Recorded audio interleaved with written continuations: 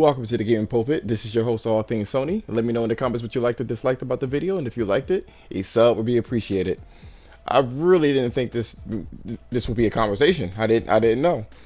Apparently, there's been a lot of outrage on the interwebs about the PlayStation 5 controller not being, or excuse me, the PlayStation 4 controller not being compatible with PS5 games. And I wanted to kind of actually tackle this. Apparently, people are not really understanding the scope of things, or you're just fake outraging, basically. This has been going on for many years as far as gaming basically existed. There's been, certain platform holders that, or platform creators such as Nintendo or Xbox or whoever it may be that, they move the technology where it just won't be compatible. The PlayStation 1 actually, you could play PS2 games with the PlayStation 1, but it wouldn't work properly. The Wii controller wasn't, a lot of things changed. A lot of things, won't be compatible with the next generation. They also specified that the PlayStation 5 controller would work for the PS4 games. So, I just feel like people are like super grabbing for straws. But what I wanted to tackle, which I didn't see anyone else talk about, is the why. Why is it? Because it's not anti-consumerism. I mean, you don't know what it means, apparently.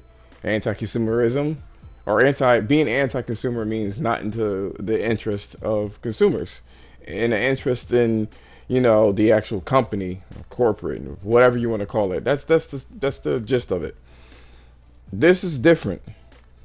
Sony has specified before that they have 3D audio, 3D processing that is intrinsic in the design of the PlayStation 5. And because it's built in the PlayStation 5 and everything that encompasses the PlayStation 5, it won't be fucking compatible. The PS4 controller doesn't have what it takes to, actually process any kind of audio of that nature. It just doesn't. That's the reason why. There's other features in there, haptic feedback and such like that, where the controller is just antiquated at that point, and Sony wants people to fucking use the hardware. But more importantly, I guess you could say that why don't they just turn it off? Well, that's not the narrative for the PlayStation 5. Why even buy a PlayStation 5 if you want to be stuck in the fucking past? But I just wanted to kind of touch base on that. That's the reason for it. I don't understand what the outrage is. It's ridiculous. But we're going to move on to our next subject. More Socom rumors. I really do hope that Socom is in development. Sony specified before that they wanted to work on multiplayer games more so than, well, I shouldn't say more so, but they wanted to do more multiplayer games in conjunction with single player games. And we all know that the bread and butter for Sony stuff is single player stuff, and we get it. They are successful, but they also want to be in the realm of multiplayer. And so here's the new rumor. So apparently there's a leaker that leaked state of play dates. He seems to have some kind of insider information, and you guys can look it up. But he states that he questions go as far as to say that the series revival has been in the works for quite some time. It's going to be made by Guerrilla Games, right? And is a launch title for the PlayStation 5, which they haven't mentioned. So something multiplayer that's going in, for the works for the PlayStation 5. So it's just more of these rumors keep cropping up, and where there's smoke, there's fire. I'll put it that way. I mean, like I said before, the only person or company that development studio that is under Sony that's qualified for multiplayer to me would be Guerrilla Games. Naughty Dog is basically too far up its ass to do any kind of multiplayer thing, because they definitely screwed over everybody with the Last of Us multiplayer just to make this mediocre story, whatever they have going on there, which I'm just not a fan, honestly. Either way, I don't see anyone else that's going to do like a full-fledged multiplayer game. And they did hire the Rainbow Six Siege multiplayer director for something. Guerrilla Games did this, so we don't quite know what's really going to happen. I believe it was a YouTube profile, a YouTube person that commented on one of my videos, and forgive me, I don't have your name on here. This was kind of like spur of the moment thing. I promise you, I got you next video. He mentions in the comments. Actually, let me pull it up now. All right, so his name is Grawl2Robs. So he mentions, and this is a really good shout out, that there was the San Diego studio, the guys that make oh gosh, I believe the MLB series. But this is what he says. He says, I heard it was either the second team from Guerrilla Games or Bluepoint that was making the Socom. Oh, he also said Bluepoint. Also heard that David Sears was helping out, and some other guy that helped with the Rainbow Six Siege is helping. We already knew that. The same, no, there's a new San Diego studio, not the MLB. I think that's what it is. Anyway, he says this. I found an article today, but outdated. It was in January 2020, this year, basically. He says that they mentioned the San Diego studios is making the SOCOM with the help of many ex-Zipper Interactive developers. So they said most likely David Sears and burnt out development team from the MLB studios is using the Decima engine. Almost had photorealistic graphics. I don't know where he found this at, but definitely shout out to you, Grawl2Robs. Some good stuff. I really do hope so.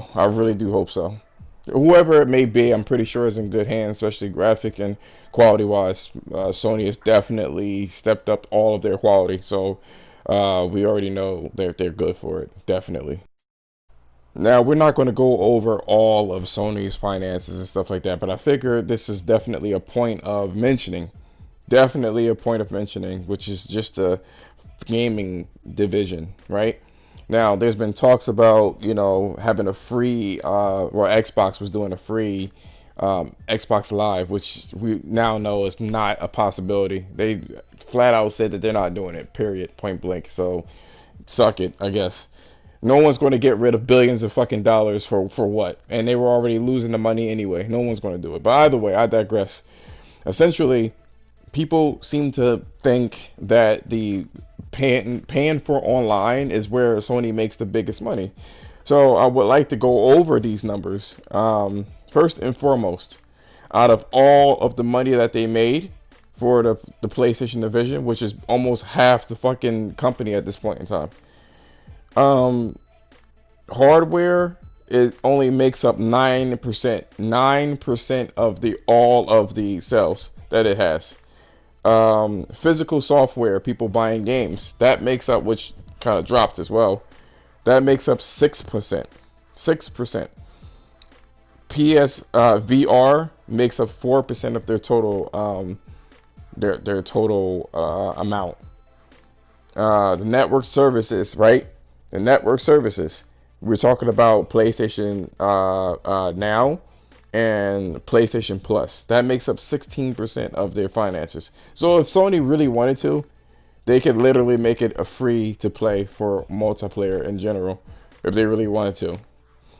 65% is basically the digital store, such as add-ons and buying games on their store.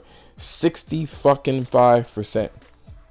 Everything else is either 16%, 4%, 9%, or 6%. This is the thing. That's, first of all, it's the highest of any video game company so far. They literally smashed it, and people are always going to hate on success. Period. That's how human beings are operating at this point in time. They hate on success. That's what it is. That's exactly what it is. You know what I mean? But you know what? Fuck the haters. Sony's doing what they're doing. I'm glad that they're doing what they're doing. Am I glad that, I'm paying for online? Well, you gotta think of it. Most of the Sony games that they make is basically single player games anyway, up until now. I mean, they got the Socom thing. They have a lot of multiplayer games in the works, so they want to spread their wings and do other things, which I commend them for. But honestly, I mean, they're doing a smashing fucking job with the PlayStation. And if anyone thinks that they're going to go to PC and get rid of 65%, get rid of half their company, just to just for a little bit of money for PC, just a little bit of user base, you got another thing coming. I'm already seeing comments on YouTube about Horizon Zero Dawn. They're looking at it and they're like, yeah, it's a high frame rate and all, but it ain't that deep. You know what I mean? I don't think I'm going to be really paying for all that. I'll wait for the sequel. So people are already being enticed by the sequel that now that the Horizon Zero Dawn is on the place on the PC. So think about that. And lastly, I'm going to be completely honest with you. I didn't really do my due diligence when it came to this particular subject, which is first they were saying that the Xbox Live is going to be free. Microsoft is going to drop the cost of it, and then that's going to be free, and then they're going to use Game Pass. Actually no, they basically said the Xbox Live was going to be free. Then the rumors changed to they're going to combine Xbox Live with Game Pass, and you would have to be forced to pay Game Pass, and the Game Pass is going to be cheap. Then we heard as well that Microsoft has actually removed the Xbox from the live, or the Xbox Live name, and just have it like Xbox, online services, or sorry, Microsoft online services, something of that nature. They already did it for Game Pass. They don't say Xbox Game Pass, it's just Game Pass. And then that changed to, it was going to be a cheap price. Game Pass is going to be basically built into Xbox Live. So far as I know, Microsoft went out and said that, the Xbox Live is not going anywhere. Most likely what they're going to end up doing is combining Xbox Live with Game Pass to try to inflate the numbers. You know what I'm saying? And it's possible that, they are going to raise the price for Xbox Live. Maybe $65.